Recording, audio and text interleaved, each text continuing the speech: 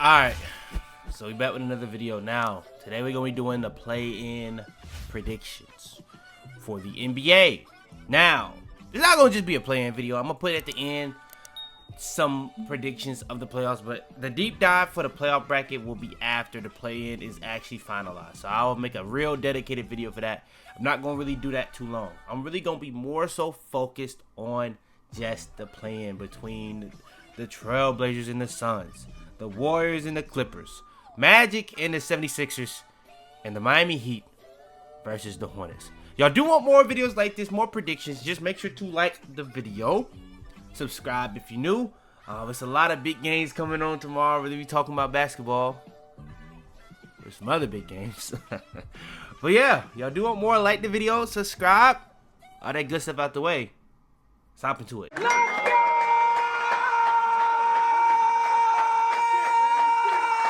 Now, we're going to do the game last that I'm most biased about, but I'm biased in a way that's only going to help the Heat future.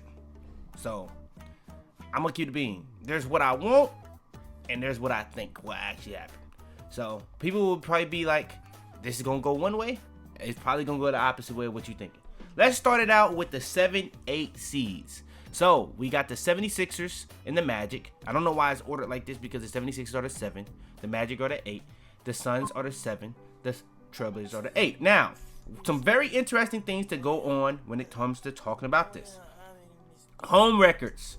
If you know how the play-in works, the 7 seed has the home game. The 9 seed has the home game. So, home records actually matter here. So, the 76ers have a balanced record.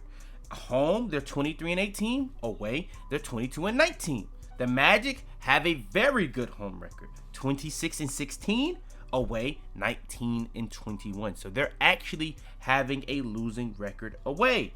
When it comes to the West, the Suns have a very good home record. 25-16, 20-21 away, 24-17 for the Blazers at home, 18-23 away. So both of the teams that are going to have to win away have negative records away from home. So, I do think that is pretty significant. I don't know how significant it is for the 76ers because they don't really have the craziest home record. They can win both, but it's not like they're just much better at home. They're just not that slanted. The Magic, on the other hand, are much better at home. The Trailblazers, on the other hand, are much better at home. The Suns are better at home, but they're actually still around 500 away. But they're much better at home, where they're like 9 games above 500 at home. So, I do think that does matter, but at the end of the day, I'm going to keep it being. The things that matter in basketball are matchups. And matchups cause fights. You got the Magic, which is supposed to be a defensive team. They kind of, in my opinion, they've went away from that a little too much, in my opinion. Where you have the 76ers that have no defense. And they're all offense. It's going to come down to, can the Magic stop the 76ers? And I do think that is a pretty bad matchup for the Magic because of the fact that they're going to probably have to keep up with the 76ers. The 76ers are going to draw a lot of fouls, and that's going to put a lot of the main guys that the Magic want to be out there in foul trouble. Now, they have a lot of guys they can throw at Tyrese Maxey, who has not been, I think Tyrese Maxey may just be one of the most overrated players in the league right now, and I'm a big Maxey guy. I've been a big Maxey guy since he was drafted in the draft. I was a huge Maxey guy then. I thought that they was overthinking that. And I've said that for years. When he got with Harden, I knew that was going to be a boost for him. I thought when Harden left, that was going to be a boost for him. I do think this year, because of the stats that he is putting up, he has just become a little overrated. And when he plays some teams like this, where they have a lot of perimeter defenders, it can cause him problems. But Maxey also is very talented. I wouldn't be too surprised if he plays very good. I do think Embiid is a matchup problem for the Magic, where he's going to probably cause a lot of foul trouble for their bigs. But also, I can see a guy like Embiid struggling in this matchup because they do have a lot of defensive guys they can throw at Embiid. Paolo, I really don't know who the 76ers put on Paolo. Embiid, as much as people want to talk about Embiid offensively, Embiid defensively has actually been really bad. Maxey isn't that great. Paul George, since he came back from injury, quiet as kept, arguably been the best player on the 76ers, which is kind of crazy because he was really bad before that. It's like he got in trouble for PEDs. He took him harder. He said, y'all gonna suspend me? I'm gonna earn this suspension. Came back crazy. Now, I wouldn't be surprised that actually is what happened.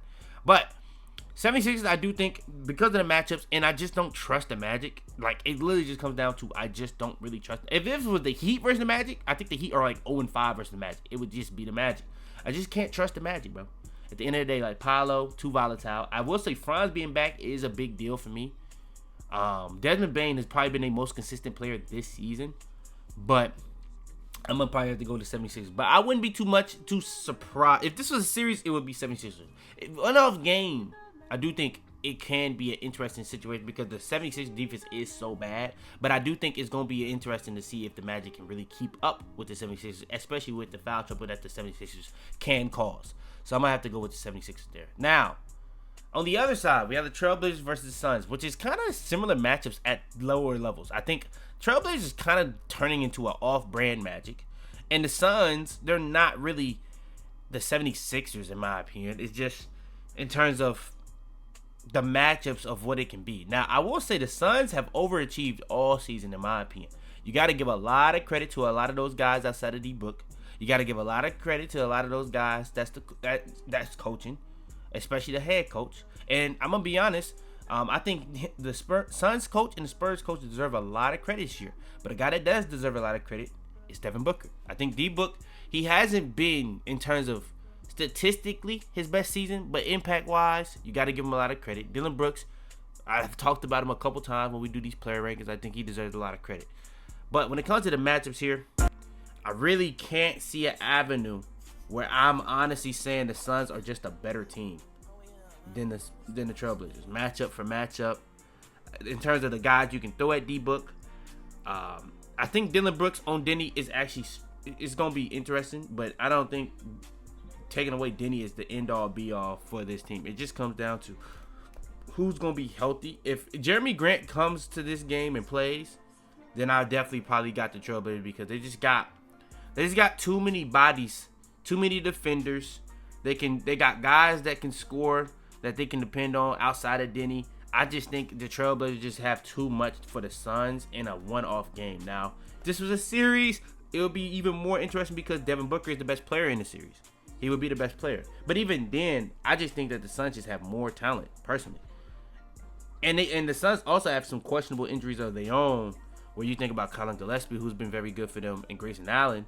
If those guys aren't playing, that's interesting, in my opinion. A very interesting person this year has been Jalen Green, but I don't know if that's positive or negative, personally. I'm going to personally go with the Trailblazers here. All right, next we got the 9-10 games. Let's go ahead and get into the Warriors-Clippers. Now, the Warriors this year have been very interesting. Curry came back. He came back hot. Now, the last 2 or 3 games, Curry has actually been pretty bad. I'm not even going to lie. And I ain't going to lie, I'm a big Curry guy. But when Curry bad, you will not hear anything about it. I swear you won't. I don't know what he's got. I guess he just got that credit in the bank. It's another player like that people don't really talk about, but I'm not going to speak on it. Now, I'm going to say this, though, for Curry. The talent around him is actually outrageous. So, I'm going to say this. I'm going to say something similar for the Heat that I'm going to say for the Warriors. It would do good for the Warriors to lose this game. It would do very good for the Warriors to lose this game. I'm going to keep it being because they need talent. Like, to be able to go up and, just stay in the lottery would do good for them. Now, this is an older team that was supposed to win. But Jimmy Butler getting injured was pretty significant for them, in my opinion. So, I think when it comes down to it, me personally, I think the Clippers would win this game. We seen them on Sunday play the one-off game that was pretty important. I think that ended up being pretty close.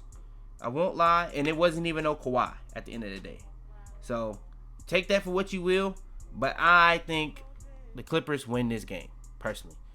Especially with Darius Garland being back, I do think the Clippers probably do win this game. Now, we have the Heat versus the Hornets. Now, the Hornets, in my opinion, out of all the playing teams, are the best team. And the Heat, on the other hand, is my favorite team. I want the Heat to... bro, I've been saying all year, bro. I want the Heat to tank game. I want the Heat in the lottery. I don't know how hard this is to understand, Heat. But all we have to do, genuinely, all we have to do is just do our job, game. That's all we have to do, bro. Literally, just lose this game. The Hornets are actually good. Like, they're one of the better teams in the East. I would argue the Hornets are a top 5 team in the East. Like, bro, just let them go, bro. Let them go. Now, I won't lie. I don't even believe in the Pistons like that. So, like, whoever, like, now, I don't know if I believe in the Magic beating the Pistons, but I can see an avenue where the Heat and the Hornets, because the Heat matched up very well with the Pistons every time they played, except for the very, very first time early in the season. But since then, they've actually kind of whooped up on the Pistons for whatever reason. And the Hornets, in my opinion, I think they just may be better in terms of talent. Like, I think the Pistons have a very good defense. I just don't believe that much in their offense. I think the Hornets, what they've done since January, proves in the pudding, to be honest. I will say, though, the Heat have demolished the Hornets this year for the most part. Now, the 2 times they played recently, one time they played, it was no Bam, and the Heat got demolished. Let's get that out the way. But the other game, Bam was very, very bad. Hero had to have damn near the most perfect ethical performance of the season.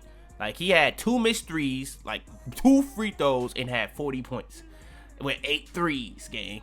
Like, he pretty much had to play perfectly. I think he even had, like, in that game, what I'm saying, he had 2 missed threes. He had, like, 9 assists and 9 rebounds. Like, he had as perfect of a performance. I think he also had, like, no turnovers. He played as perfectly as you possibly could, ethically. Like, it was crazy. So, that's what it takes. But the thing is, that's really the issue with me, is last year what Hero was doing in the play. Now, I just think Hero is just not as good as he was last year. I think Hero also, when you look at the Heat down the stretch, the Heat was sitting Hero out a lot of games if they felt like they had a clear eye. They didn't really need him. And I do think Hero is just playing through injury. Like, Hero, if you remember before All-Star break, he was missing a lot of games. And I think post All-Star break, he was like, he's just going to play these games. He's going to play through this because he feel like that we need this. Now, I won't lie. I don't really know how to feel about that, but I just don't think that's really a realistic thing. Like, even from an unbiased standpoint, I think the Heat just lose this. I think the Hornets, like, even for what it took for us to beat this version of the Hornets, it took a perfect performance out of Hero. I don't think he can replicate that. I think Knuckle, every single time we played them, he has went off. LaMelo, he's shaky. LaMelo is shaky versus us. B. Miller, shaky versus us. But defensively, what he's going to be important. He's going to be important. Playmaking for LaMelo is going to be important for them.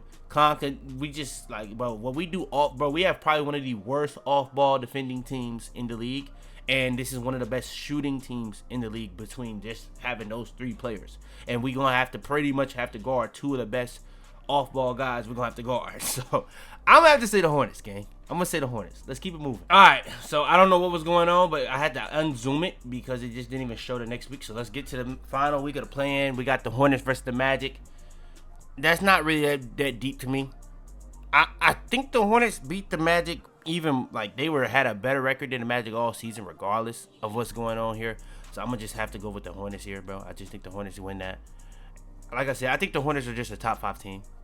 Personally, I feel like I have to more so explain it because I am trying to be biased. I am kind of biased because I want the Heat to lose, so I had to explain that a little bit more. But I think the Hornets, matchup wise with the Magic, I won't lie, there are some matchups the Magic could take advantage of, but the Hornets have the length to try to match up in those matchups. Like, Dybantsa has actually been very, very impactful for them.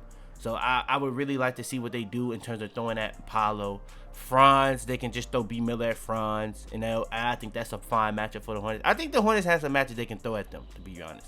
Now, who would guard Desmond Bane? I have no clue. I'm guessing Khan. I genuinely don't know. I'll keep it a bean. I don't know. That Desmond Bane one is actually, if you say that one, I get you. I get you. And I will say the Magic have a lot of guys they can throw at LaMelo. I will say that as well. Like Jalen Suggs, he can make him struggle. You know what I'm saying? Anthony Black, he could make him struggle. I'm not going to cap. And LaMelo low-key does have a tendency to shoot them out of a game. I won't lie. But I do think even in games where LaMelo has been off and he'll shoot a lot of shots, it'll be games where they'll be very good defensively and the offense will still work because of how good LaMelo has been as a playmaker. So I don't really see an avenue for me to really get that one off. I'm going to say the Hornets win that. Then we have the Clippers versus the Suns. And like I said, bro, I think the Suns have kind of just overachieved for the most part. I do like D-Book. Give a lot of credit to the guys around D-Book. But I do think that this has just been a team that's kind of just overachieved. And on the Clippers on the other side, honestly, I think if you remember what the Clippers were early in the year, they were like 6-21. They have completely turned their season around. They even offloaded some guys that was important at the trade deadline, and it didn't really mess up too much for them. So I think the Clippers just got this, bro. I think this is the team that's going to be the AC, bro. I think the Clippers got it. They got defenders over there. The one thing you could probably say is bigs, but the Suns don't really have bigs to kind of just take advantage of that. So I think it's going to come down to Kawhi and Garland being the stars. You even got guys like Benedict Mathurin that can score. Like, I just don't really see the avenue for the Suns to win this. Like, honestly, it really would take a crazy performance out of D-Book. But even then, the Clippers got a lot of guys they can throw at D-Book to kind of neutralize that. So I'm going to have to go with the Clippers here, personally. Simple as that. So, yeah, that's the plan. That's my plan predictions. That's pretty much the end of the video. Now we're going to do kind of like a quick little rundown of what I expect the playoffs to be. But I'm not going to do a deep dive. Should I even do this? Because some of these are actually real matchups. Nah, I'm not going to even do that. Now, we're going to say that for after the plan is actually confirmed. That's my plan predictions. Yeah, we're going to do it like that. Yeah. That's my plan predictions. I got the Clippers making it out from the 9th seed to becoming the 8th seed. I got the Trailblazers beating the Suns to get the 7th seed, but that could go either way. That one is the more toss-up to me. And I do think if the Trailblazers lose that, then that second game is actually interesting because the Trailblazers kind of match up very well with the Clippers, I won't lie. Now, when it comes to the 76ers versus Boston, cinema. Now, I won't lie. People have been talking about the West all season. The East got better first-round matchups. I'm not going to lie. Ooh, low-key, I may have talked too soon. I ain't going to lie. That 1-8, that's 2-7, I'm cool on for the West. Maybe the Clippers can be interesting with the Thunder. Last year, I don't know about this year. But Denver versus Timberwolves. I ain't gonna lie, Lakers versus Houston is gonna be awful watches in the fourth quarter. If it's anything close to them last two games I've seen out of the Lakers and Hornets or Rockets, that is gonna be awful watches. But these games in the East, Hornets versus the Pistons, cinema. That could go either way, and it's a 1-8. Cavaliers versus the Raptors. Very good matchup, in my opinion. That could be a matchup that the Cleveland Cavs actually tumble on. I'm not going to lie. Hawks versus the Knicks. Cinema. Celtics versus the 76ers. If this is anything like it's been in the past. Cinema. So, I honestly, bro, I think the first round, East may got the West, bro, but I ain't gonna lie, the best series may end up being in the West. That Denver Timberwolves never miss. It never misses. Even the one in 23 when they won the championship, that was the best series the Denver Nuggets really had the whole playoff run. That was the toughest series all playoff run for them. So man, cinema. Won't lie, man. Some cinema here. Now I won't lie. Even with that being said, with the Houston Rockets and the Lakers, those probably gonna be close games. It does come down to Luka low-key. I just thought about that. Luka, if he's not back, then yeah, I don't know. I don't even know how much it mattered. But even then, bro, like what the Lakers gonna do? They're gonna do what they did in the end of those games. They're gonna do in these games too. They're gonna make everybody but KD beat them, and they're gonna make the Rockets make mistakes. And it's gonna be very, very rough watches because the Lakers on the other end are gonna be trolling too for whatever reason. I don't even understand it fully. But yeah, that's gonna be the video. That's gonna be my playing predictions. Y'all do want more, like the video, subscribe. I'm gonna do a full playoff bracket. Just make sure to like, subscribe, notifications on, hype the video, all that good stuff out the way. Your boy Fitz. I'm out of here. Tell them to bring me my money. Yeah!